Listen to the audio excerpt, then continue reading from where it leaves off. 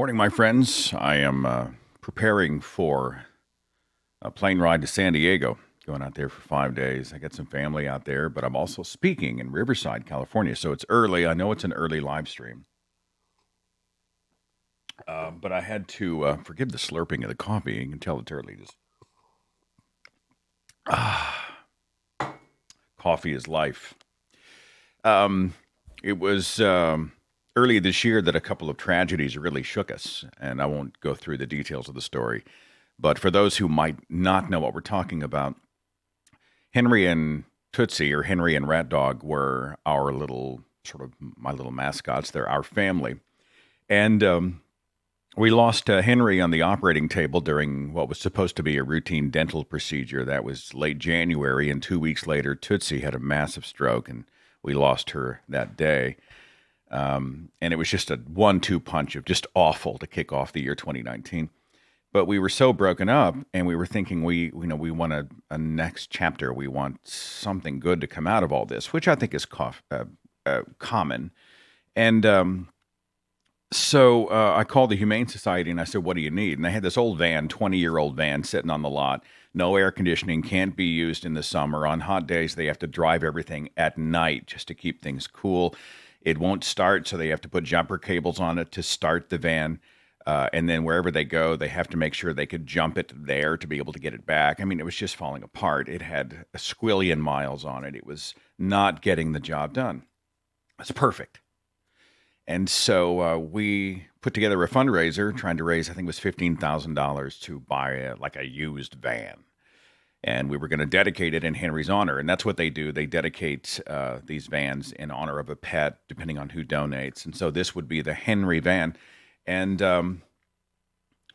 we were hoping 15 grand. We didn't know. Within a day, this community and Henry's friends and our friends and family, they donated over $34,000. And this, most of which happened within 24 hours, within a day. It was amazing. We were just blown away. The Humane Society was blown away. And last night, in Tulsa at a fundraiser called Ritas for Rescue, where they have margaritas and they had nachos and other things and festivities and drawings and prizes and all these kind of things.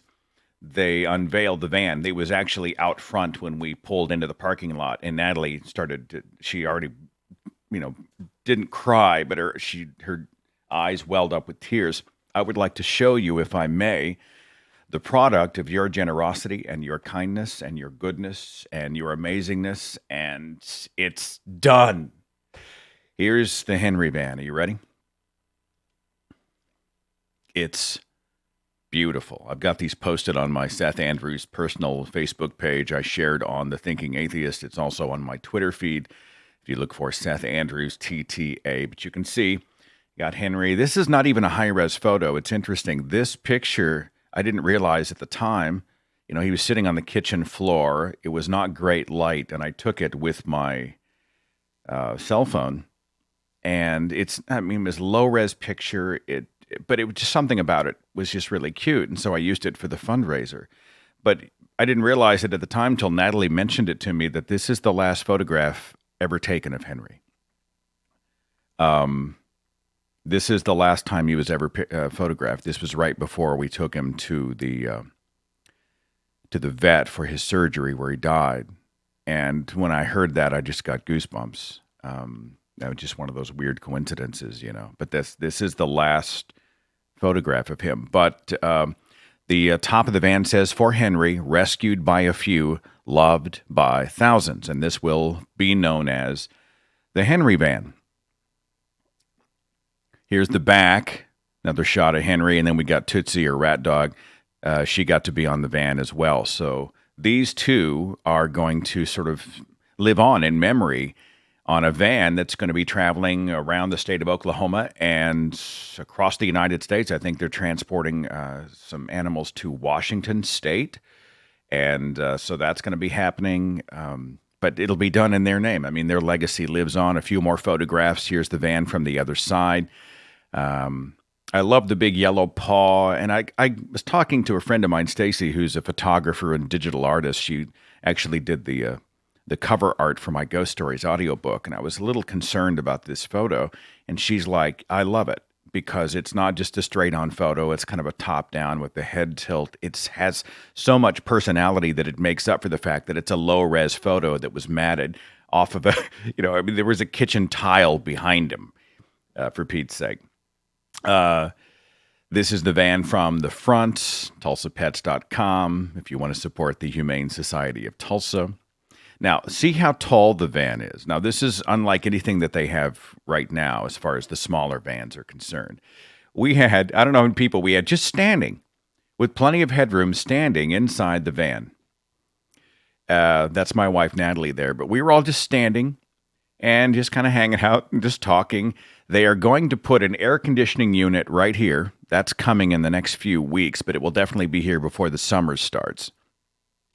They are also working with someone to insulate the interior walls. It's a little bit more of an expense, but thanks to you, they're able to handle it. What that means is that it's not the air conditioner just chugging to try to keep up with, the 103-degree Oklahoma summers, but it's going to be a much more efficient in terms of energy, and it's going to make the animals much more comfortable. And they have a ton of space inside this van to be able to transport animals from hoarding situations, from these awful puppy mills, which is where Henry came from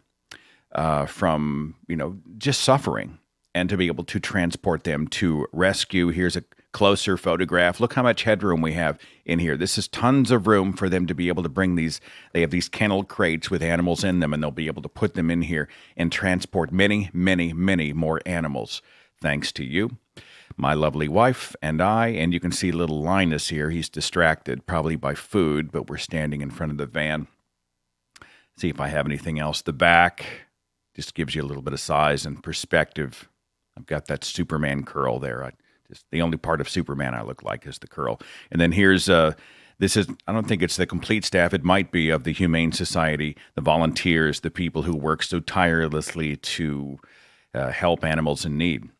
And I can't overstate how much work they do, how much love they provide, how amazing they are. I'm in awe of them. I am in awe of them. Okay, was that it? Yeah, I think that was it. So anyway, I wanted to show you that before I get on a plane and go out to my tour stop in Riverside, California. I'll be speaking there tomorrow, Sunday, May the 5th. But before I got out of here, I just couldn't not show you.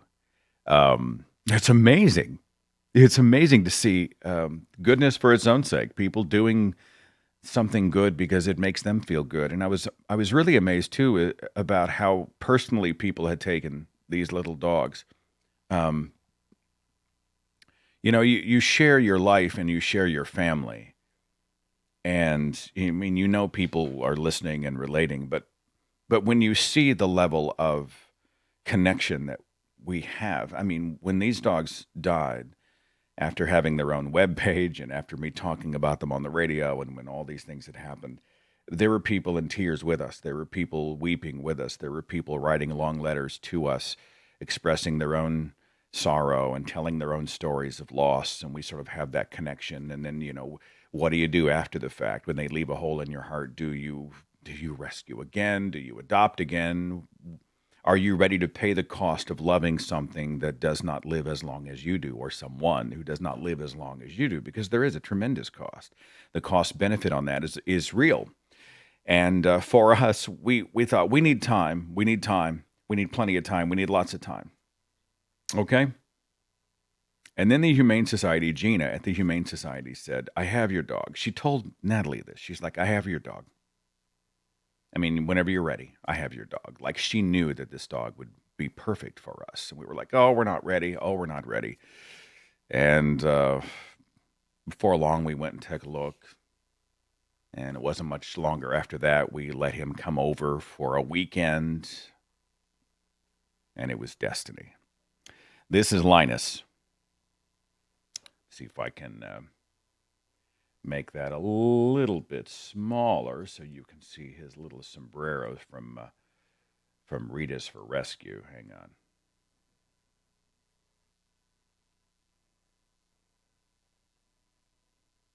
Let's try that. Does that be better? Yeah. Anyway, he had his little doggy sombrero, which was gifted to him that night. So he did not have any margaritas, but this little 5.8 pound dog has uh,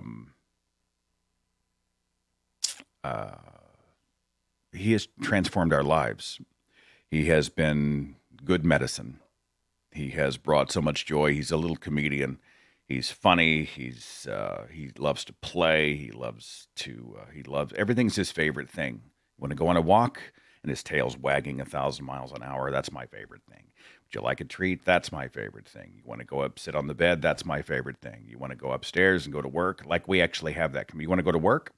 And he runs up the stairs to my office, and he's got his little bed and his little toys, and he comes up here. That's his everything he does is his favorite thing. And this, I think, comes back to the lesson that we can often learn from dogs, which is, I mean, we often get lost in worrying about the future, but dogs are really good at living in the moment. Now, I'm not saying we don't think about the future, but sometimes we get so caught up in the what ifs, and we get caught up in these sort of weird existential dilemmas that we forget the basics. We forget to live in the moment. We forget to enjoy the moment. We forget to enjoy the favorite things. And I'm not trying to be some sort of a, clumsy armchair philosopher, but I had to learn that a little bit after the loss of Henry and Tootsie. They didn't live their lives thinking, well, I wonder one day if I'll die on the operating table, or if I wonder if I'll be hit by a car, if I'll wonder if, and adding that sort of burden to their lives. They were just like, hey, we're loved, we're happy, we're safe, we're warm, we're well fed. We get to go in the car, and we get to. Linus is going on a plane with us today. This little dog is going to take his first plane ride in just a few hours. We've got our little pet carrier. We're going to take him on the plane, and he's going to go to San Diego with us. We're going to take him to the beach. I'm going to take him to the tour stop in Riverside. He's going to be in those moments, and he's just going to be safe and warm and happy and cared for and all that stuff. There's a lesson there for us higher primates. Don't forget to live in the moments. Don't forget to live in the moments. And so anyway, thank you for your amazing generosity. Thank you for the gift that you've given to Natalie and me, which is knowing that Henry's memory and Tootsie's memory is fueling a rescue operation that I think the Humane Society's goal this year is 3,500 animal rescues just in 2019. I'm guessing it'll be that much from the years to come. This van is going to be on the road for many, many years. And there are going to be, I can't even begin to imagine how many lives, how many animal lives, and the lives of their foster families and their forever homes and the people involved in the rescue, how many lives are going to be touched by what you have done. And so anyway, the Henry van, it's real, it's done. You are amazing. So from Nat to me, thank you. We're going to go get on a plane, and I will be back with the podcast on Tuesday. Okay, we'll see you then.